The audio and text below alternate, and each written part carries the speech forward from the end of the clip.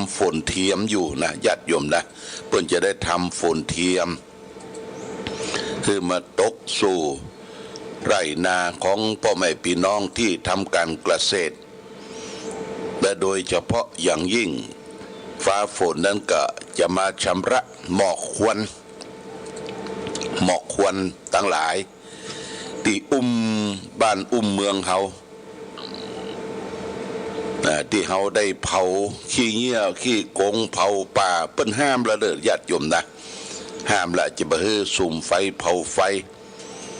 ตามไร่ตามนาอย่างให้เก็บสะสมไว้เศษใบไม้ใบตอกนะดังสำนักวิปัสสนานะบ่อสว่างนี่เก็บใส่ถังดำญาติโยมเก็บใส่ถังดำมัดจุกไว้มัดจุกไว้กูเตื้อก็ทางองค์การบริหารส่วนตำบลเวียงเพิ่งเอารถมาใส่เอาไปทำปุ๋ยมักมันมีที่ไปอยู่ญาติโยมมันมีที่ไปมีที่ทิ้งเพราะฉะนั้นก็ร่วมด้วยช่วยกันกำจัดหมอกควันอย่าไปเผาป่าอย่าไปเผาไฟสุมไฟควรคือคนบอกให้สบายนะญาติโยมนะเดี๋ยวเขาพอร่างกายเขาอ้วนปีดีไงไอ้แค่อะแปลว่าตั้งในบ่สบายนะญาติโยมอันนี้สำคัญวันนี้วันที่3แล้วเป็นวันเดือนออกค่ำของเดือนมีนาคมญาติโยมเดือนมีนาคมนี้เป็นเดือนที่มีความหมายหลายอย่างทางวัดพระบาทอุดมและบ่อสวาเฮาก็จะบรรจุนะญาติโยมนะบรรจุพระบรมสารีริกธาตุ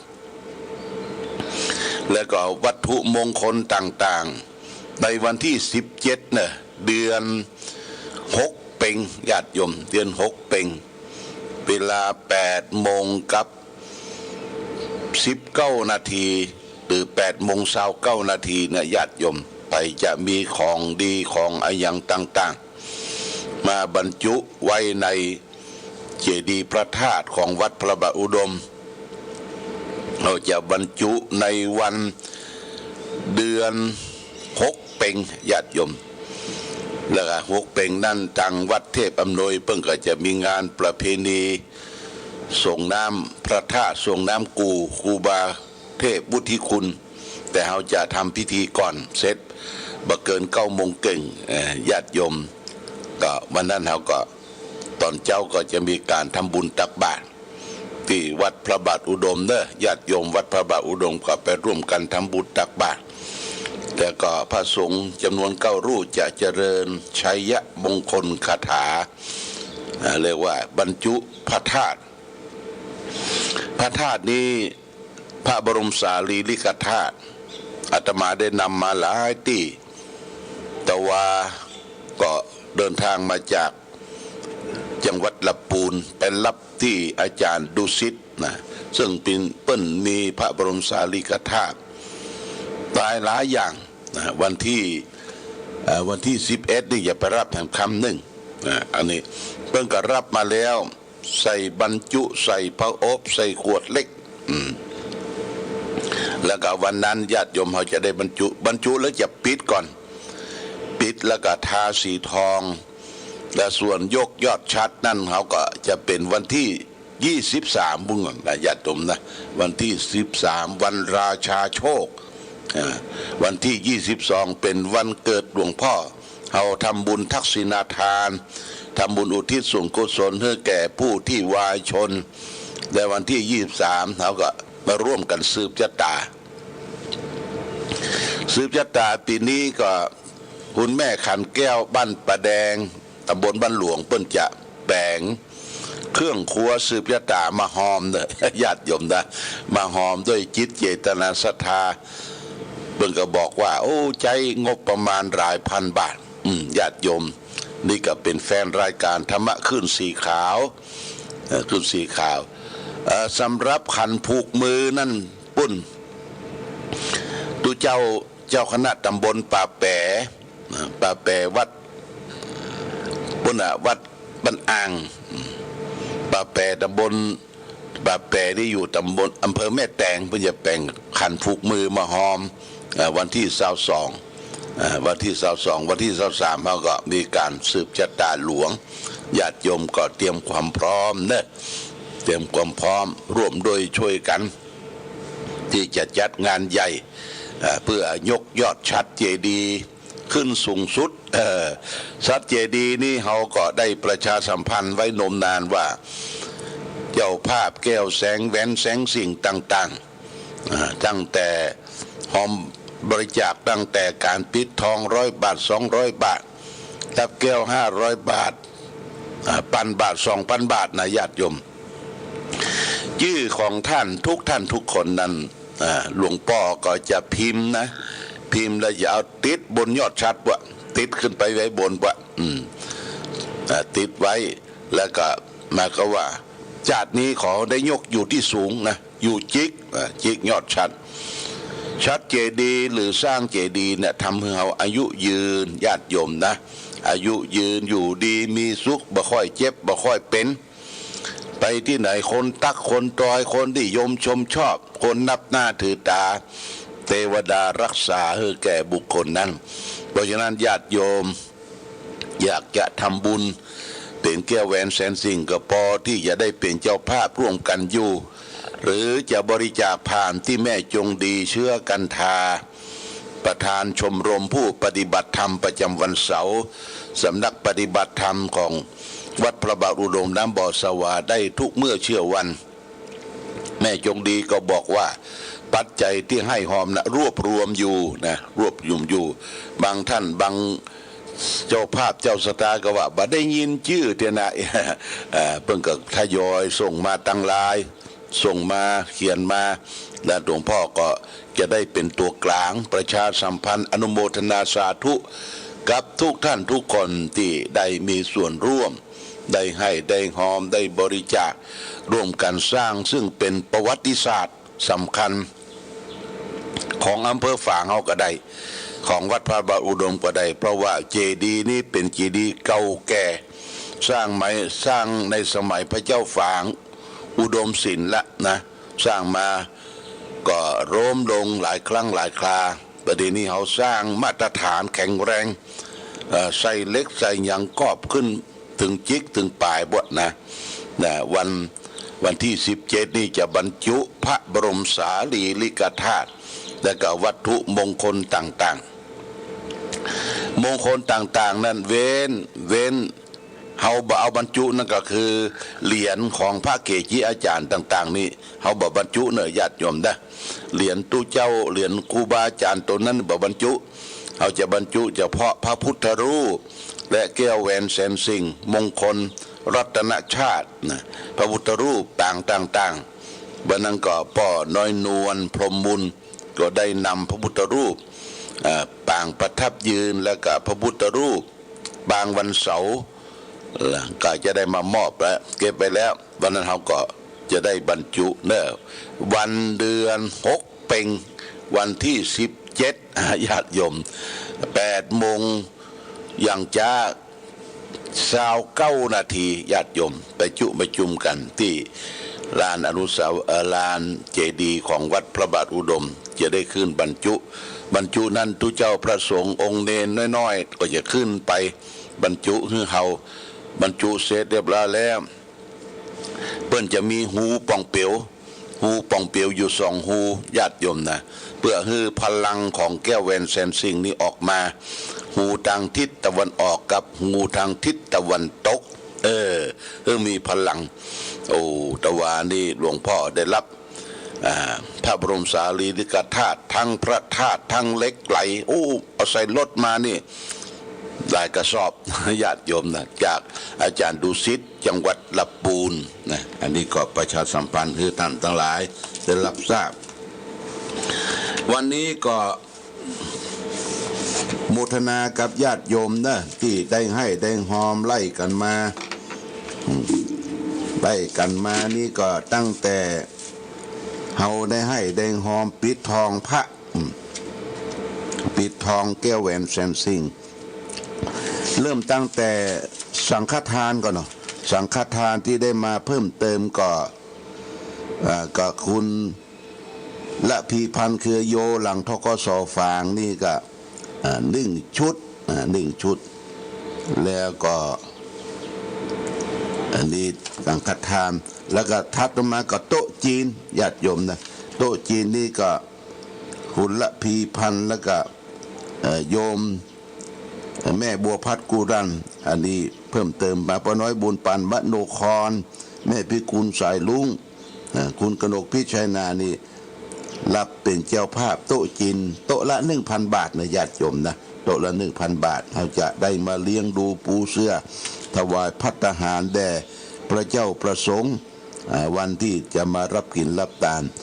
สำหรับเจ้าภาพยกเขียวนี่ก็พอยังมีเป็นเจ้าภาพเราจะติด21 ลูกเดี๋ยวญาติโยมติดต่อบริจาคได้ถัดนั้นมาก็อันนี้ก็ญาติโยมได้บริจาคบุษราคำนี่ก็มีป้าน้อยบุญปั่นมโนครแม่สายลุงพิกุลบ้านเสาหินบริจาค1 ลูก1,000 บาทแม่เวลเพลงขุนทดบ้านเต่าดิน1 ลูก 1,000 บาทหมอตระกูลเมืองขอยมราชขอถ้าเขียนพิษไปนี่ก็ไม่จงดีกับทักทวงโดยอันนี้2 ลูก 2,000 บาทมุทนาสาธุเนอและทัดนั่นมาก็มีอันนี้ได้ร่วมด้วยปิดทองเนอแม่อุ้ยคำใจปัญโยบ้านปงตำบลปงผาอำเภอแม่สายนะจังหวัดเชียงรายบริจาคปิดทองคำชัด100 บาทแล้วก็บันไดนาคขึ้นพระธาตุสี2 เมืองแห่ง100 บาทแม่เทียมอุตสาปันร่วมปิดทองชัด200 บาทแล้วก็ร่วมปัจจัยสร้างบันไดสี2 เมืองแห่ง100 บาทโมทนาสาธุนี่ก็เป็นผ่านมาตั้งหลายบริจาคให้หอมตั้งหลายที่เพิ่มเติมมาแห่งนั่นก็คือแม่อุไรดวงคำบ้านแม่คะอันนี้แก้วลูกติ่งนอกเมืองเนอะ1 ลูก 500 บาทแม่จันนิยมยิ่งบ้านแม่คะ1 ลูก 500 บาทแม่หมอสุพินขันทองป่าบงเวียง1 ลูก 500 บาทนี่ผ่านแม่จงดีเชื้อกันทามาตัดนั้นมามันมีแก้วรัตนชาติดีค้างแห่ง4 กัปเนี่ยจะบรรจุวันที่17ละญาติโยมนะทำ4 กัปละ 1,000 บาทถัดนั้นมาหมายมีเจ้าภาพนี่คงครบแล้วญาติโยมนะเจ้าภาพทับทิมแดงนี่ครบแล้วนะครับทิมแดงนี่ก็ตั้งแต่นายสุดท้ายมากับมาในเอกวินจินาวงศ์นันทาบ้านสันปะยางนี่ 1,000 บาทแม่วิไลวสุหันทการอำเภอเมืองเชียงใหม่ 1,000 บาทนี่สุดท้ายนี่นะแล้วก็ทัดนั่นมาหมายมีเจ้าภาพเจ้าศรัทธาอันนี้ก็คือหมอกมุนเมืองนี่ก็ลูกละ 2,000 บาทสุดท้ายก็คุณแม่อลงกฎชัยวิสิทธิ์บ้านแม่ขา1 ลูก 2,000 บาทอันนี้ก็ได้อยู่35 ลูกข้างแห่ง10 ลูกเนี่ยญาติโยมข้าง10 ลูก อันนี้ก็ร่วมด้วยช่วยกันโมทนาสาธุเนอะและทัดนั้นมาที่เปิ้นได้ส่งให้หอมมาอันนี้ก็จะอ่านให้ฟังครอบครัวแม่น้อยสังศัสดีแม่ขันแก้ววงคำบ้านป่าแดงบ้านหลวงอันนี้ทำบุญบันไดนาควัดสี2 เมือง100 บาทนายนกพันธ์นางอุไรบุญจริตป่าแดงบ้านหลวงทำบุญบันไดนาคสี2 เมือง100 บาทป้อสนานแม่ประภัยแสนคำปั๊มน้ำมันบ้านป่าแดงบ้านหลวงสร้างบันไดนาคสี2 เมือง1 ลูก100 บาท100 บาทแม่เกศแก้วสีคำบ้านแดงบ้านหลวงอำเภอแม่อายสร้างบันไดนาคสี2 เมือง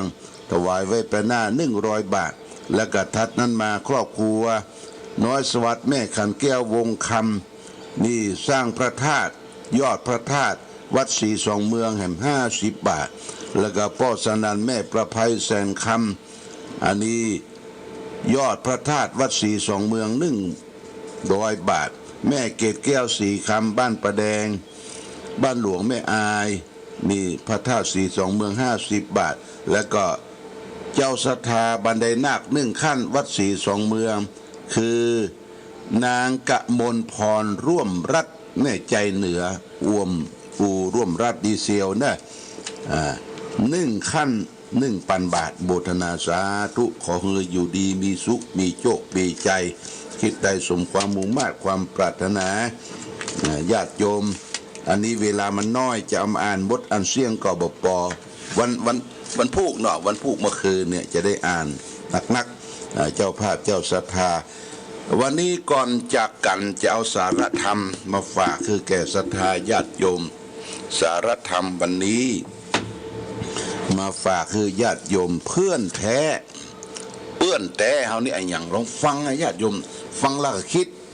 แล้วก็พิจารณานำไปใจให้เกิดประโยชน์ว่าเพื่อนแท้ของชีวิตเขาไอ้หยังเพิ่นก็เขียนไว้เป็นหนังสือนางหาให้เราได้คบคิดหลวงพ่อก็มาสาธยายต่อเพื่อนแท้เพิ่นก็บอกว่าการทำมาหาเลี้ยงชีพไผมีวิชาความรู้มากและก็มีความสามารถมากผู้นั้นย่อมทำงานก้าวหน้าไปอย่างรวดเร็วกว่าผู้ที่บ่มีวิชาเพราะผู้มีวิชาการย่อมมีการพัฒนาตัวเองอยู่เสมอส่วนผู้บ่มีวิชาความรู้มีแต่ความดักดานอยู่กับที่ฉะนั้นวิชาจึงเป็นเปรียบเสมือนเพื่อนในการทำมาหาเลี้ยงชีพต่อไปการอยู่เย้าของเรือนนำมิภัยพิ่นจะอยู่ร่วมสุขร่วมทุกข์มากมือเสมอเหมือนภรรยาผู้อยู่รวมเรือนไม้ชายคาเดียวกันภรรยาจึงชื่อว่าเป็นเพื่อนแท้ของสามี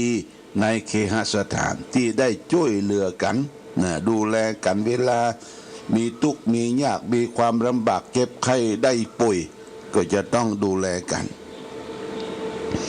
ประการต่อไปในการดำเนินชีวิตอยู่ในโลกจะมีเพื่อนคนไหนติดซ้อยห้อยตามไปในทุกแห่งทุกแห่งเหมือนกับร่างกายนี้บ่มี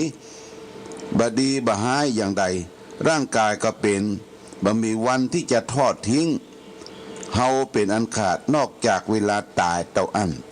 ร่างกายจึงชื่อว่าเป็นยอดสหายเพื่อนแท้ของคนเฮาต่อมาญาติโยมก่อนจะตายธรรมะจะเป็นเพื่อนที่ให้เกิดความสว่างแก่ทางโลกไปทางหน้าของคนเฮาไร้ธรรมะไร้ธรรมเสียแล้วอนาคต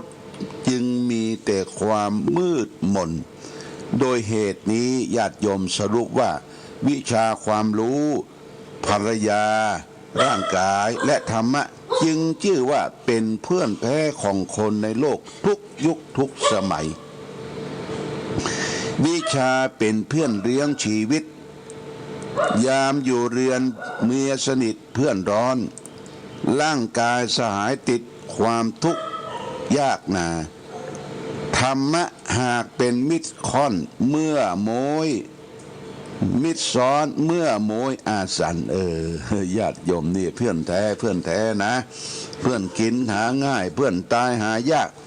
ญาติโยมมิตรแท้มิตรเทียมวันหลังหลวงพ่อจะเอามาว่ามิตรแท้มิตรเทียมมันเป็นจะใดมันมีในหนังสือดังหาที่เขาได้ห้ำเรียนศึกษามามาสาธยายเพื่อนกินหาง่ายเพื่อนกินหาง่ายเพื่อนตายหายากญาติโยมนะคนเฮาเดียวมันคบกันกันเนี่ยมันหวังประโยชน์ทั้งนั้นญาติโยมเนี่ยเรียกเพื่อนกินหาง่ายแต่เพื่อนที่จะไปทุกข์ยากลำบากยากกั้นตัวกันนี่หายากเนี่ยเอาลองมานั่งนึกตึกตองดูเพื่อนแท้ที่จริงก็คือวิชาความรู้เฮาวิชาความรู้นั้นบ่ใช่ว่าเฮาจะไปห้ำเรียนให้มันจบถึงด็อกเตอร์จากมหาวิทยาลัยนั่นนี่ไม่ใช่วิชาความรู้คือความรู้ประสบการณ์ปัญญาภูมิปั ปัญญาของเจ้าบ้านนี้เป็นวิชาความรู้นะญาติโยมบางท่านบางคนอย่างพ่อแม่ผู้เฒ่าผู้แก่ของเราเปิ้นมาได้เรียนหนังสือหนังหาแต่เปิ้นมีวิชาความรู้เรียนสืบทอดกันมาวิชาทำไร่ทำนาทำสวนวิชาคุ้มครองรักษาบ้านจองหองเฮือนเดือนดาววิชามีคาถาอาคมนี่เปิ้นมีความรู้อย่าไปประมาทละอ่อนประเดี๋ยวนี้มีความรู้แต่เอาตัวบ่รอดความรู้ท่วมตัวเอาตัวไม่รอดจบถึงอันยังมาญาติโยมไปแขนคอตายไปกินยาตายไปสัมบะเลเทเมาแต่ความรู้ของคนโบราณเรียกว่าภูมิปัญญาเปิ้นหนักแน่นอยู่ในปุ่มอยู่ในปัญญาของท่านนี่คือวิชาเป็นเพื่อนแท้เป็นสลาเป็นแปลงบ้านแต่งจองอย่างตะกอนเนี่ยเปิ้นบ่มีตลับเม็ดบ่มีหลอดน้ำบ่มีเครื่องอะไรอย่างที่มาจีเว่เนี่ยนะบ่มีแต่เปิ้นสร้างตึกสร้างอะไรอย่างพอเตอะตามเมืองฝางกองกาดบ้านตึก2 ชั้น3 ชั้นนี่ญาติโยมศาลาบางคนเปิ้นบ่ใช่จบจากวิชาการงานช่างที่ไหนมาแต่เปิ้นแปลงได้วัดคำนวณถูกเป๊ะเนี่ยคือวิชาเป็นเพื่อนแท้ภรรยาญาติโยมเนี่ยภรรยาพี่น้อง10 สาวเจ้าบ้านอยู่ต้องมีกู้มีกินนะดูแลสารสุขทุกนิดอยู่ด้วยกันเนี่ยถ้อยทีถ้อยอาศัยเปิ้งปะอาศัยกันอย่าไปข่มเหงคะแนนร้ายบางคนกำผมเมียลูกสวึดตบเปิ้นวะตีเปิ้นวะ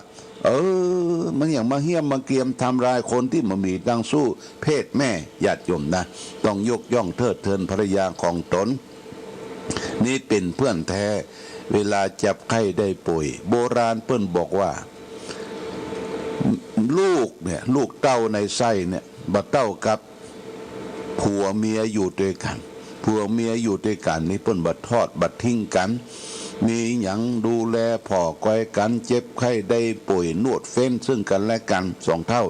แต่ลูกเต้านะมันมาใจเป็นเตื้อระใจเป็นเตื้อพออีพ่อแม่สบายกาวิทย์ปึกไปให้แซดนะบ่ฟุมฟักรักษาอยู่กับพ่อกับแม่เนี่ยเพราะฉะนั้นคนที่เปิ้นแต่งงานร่วมสุขร่วมทุกข์กันอยู่กันกุมเท่าเต้าตายเนี่ยญาติโยมเนี่ยเปิ้นเป็นเพื่อนแท้ภรรยาสามีภรรยาเดียวกันและเพื่อนแท้สุดท้ายก็คือธรรมะคือชีวิตที่อยู่กับตนตัวเฮาก่อนจะถึงธรรมะนั่นคือร่างกายนี่เป็นเพื่อนเฮาร่างกายนี่จะไปทำลายมันนะญาติโยมนะเปิ้นแปลงไม่ได้จะไปกินเหล้าเมายาจะไปแปลงสัญญกรรมตบแต่งอย่างต่างๆรักษาร่างกายให้ดีเด้อรักษาร่างกายให้ดีให้มันอยู่ตัวเฮามันเบิ่นเนี่ยญาติโยมจะไปใจร่างกายธงชาติและเพลงชาติไทยเป็นสัญลักษณ์ของความเป็นไทยเราจงร่วมใจยืนตรงเคารพธงชาติ